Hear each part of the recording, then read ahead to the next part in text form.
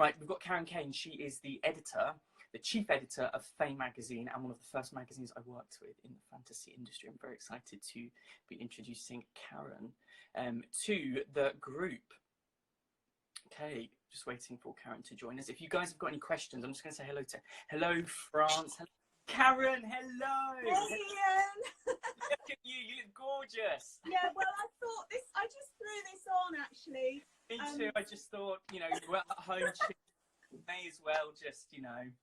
Well, actually, I must give credit to the creator because the dress that I'm wearing is by Moon Maiden Gothic Clothing, and she's made me so many beautiful gowns. And this is my fairy godmother gown, and the wings are by Zoe Zakit.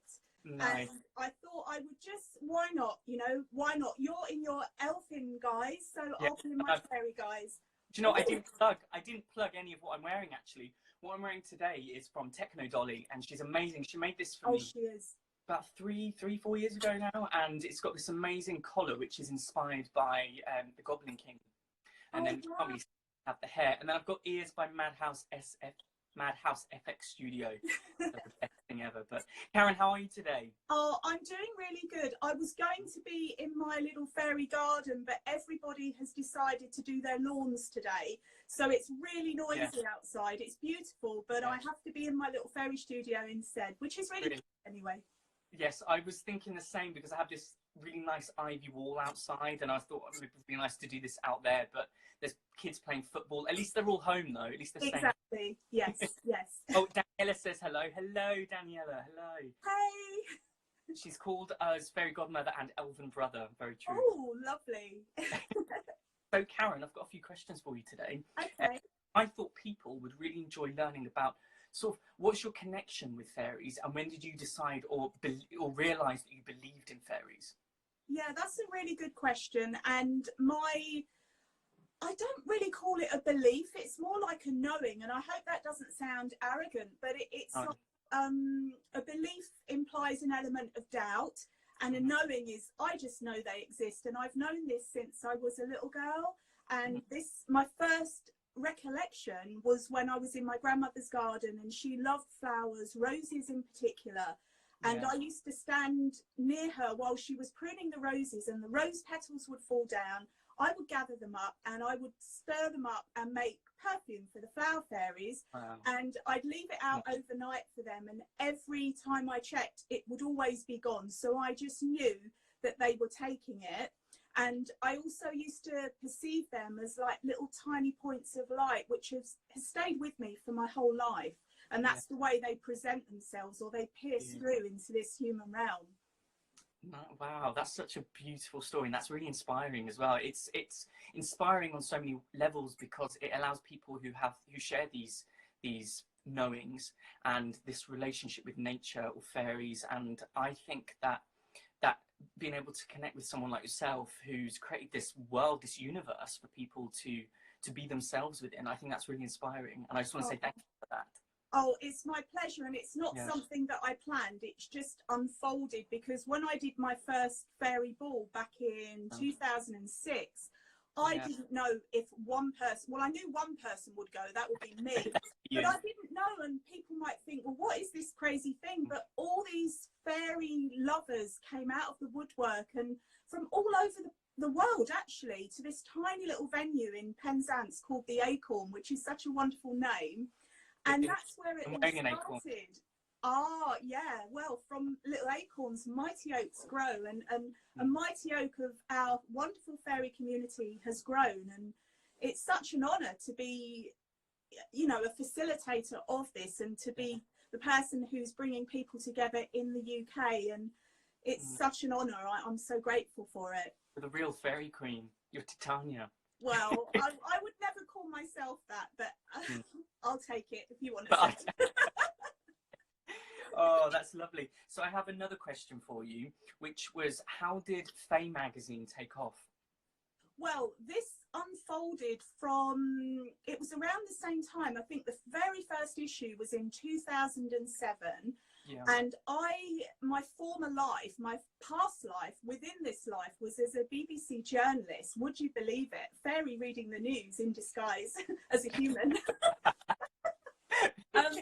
And it all got a bit much to me, because what I found is, as fairy people who connect with the fairy realm tend to be quite sensitive and quite empathic, and being in the news environment was quite overwhelming for me over a period of time. And so one day I literally woke up and I thought, I cannot do it anymore, and I just withdrew from that world. And I'm still friends with all my BBC colleagues, and I really get on with them, and I love and respect the work that they do, but it just wasn't for me. So I was sitting there thinking, well, I've got all these skills. I mean, I went through as a postgraduate diploma. I studied that, and I put myself through so much work, and I was left holding all these skills, not knowing what should I do with it. And then I thought, well, I love fairies, and I'm a qualified journalist, so let's just make a little fanzine and see what happens. And I didn't think anyone would read it. It was just for myself. And then I got a call from a distributor in America saying, we'd like to distribute your magazine around the world. And I thought it was a joke. So I didn't really I got an email and I didn't reply, and then they kept contacting me and said, are you there? And I said, yeah, is this real? And that's how it happened. So really, now it's just all over the world. That's it's crazy in a good way. Well, I discovered your magazine when I had just finished filming Solanval with Elizabeth Jane Baldry. Oh yeah. And I just felt, I knew as a child as well, I knew this world was for me. And I didn't know how to, I mean, starting out as an actor from the age of 17, you're commercialized, as I'm sure you've experienced. And I didn't really know that there was a way to expose myself like that. So I came back to the UK, did this film, and I had a first taste of meeting a community of people like this. And I thought, my gosh, I don't want to stop.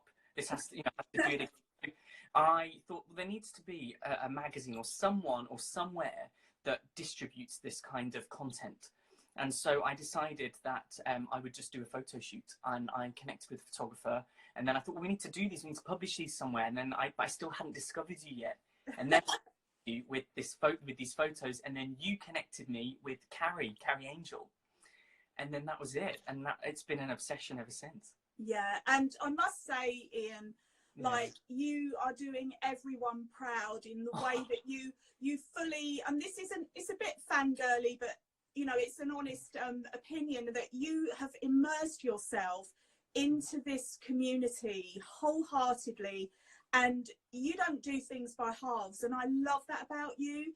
You're there, and you've got all these different personalities within you that all have an expression, a different way. But it's more than just a wig. It's more than the clothes, because anyone can just put a wig on, anyone can dress up, but it's having that spirit, and you have that spirit, and it's just wonderful to see. It really, really is. And I'm so grateful to have this connection and to have featured you in Fame magazine. I'm really grateful for that. Thank you. 3-4 times now, isn't it? We've managed to work together. We need to do another. Definitely need to do it. We do. You're almost semi-resident, aren't you? Yes, I'm semi-resident. I do like that. I do. Yeah, if you need another editor, I'm here. Could be like the Elf editor. I could do all the Elf editions to the magazine. Okay, you're on. I've got one more question for you, Karen. So my final question is, how do you like fellow creatives to connect with you? How would you, so for your magazine or anything that you do, really, what's the best way for young creatives especially to connect with you personally? Well, always I would say through the website, which is faemagazine.com, faemagazine.com. There's a little link at the top that says submissions. There's an email there, and I do my best to get back to everybody. It's not always instant, because I do get a huge volume of emails, which is so wonderful. And especially now, as people are, they've got a lot more time on their hands, and the creatives are being even more creative at the moment. So what I've done, and what I'll do now quickly while we're here, is just say that the next edition is slightly delayed because my printers aren't working. And it's the Vintage Fairies edition. And I'm actually putting a call out for anyone who feels inclined to send a picture, dress up, take some pictures inspired by the Vintage Fairies. And we're going to dedicate 8 pages of the next issue for readers and new creatives. Amazing. Yeah. Karen. That's really amazing. And I was going to say after this as well, I will do a little shout out for you for the magazine and Thank you. For your story and stuff. So, and also I want to say a shout out to you, but also to Fairy Magazine, who have their base in the USA, who we are friends, we do connect, and we both featured each other in each other's magazines. Amazing. And we're kind of forming a huge fairy ring around the whole world, and everyone is welcome, and it's so magical and wonderful. I'm going to be back this evening when I'll be interviewing with a bunch of American artists. Oh yay, I'll be there. Amazing. I can't wait to see you pop up in the comments. Karen, that's our time up, and I just wanted to send you so much love and light. Thank you for coming here today to chat with me and sharing your story with everybody. And I'd like to do it again. We should do an entire hour together. Oh yeah, we should make it a regular show, definitely. We should, a regular show.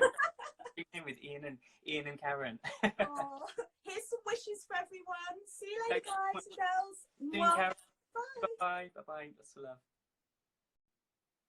Well, that was just so magical, and Karen she really is a fairy godmother, and she's just been a huge element to my life now for the last 7 years when I started doing this.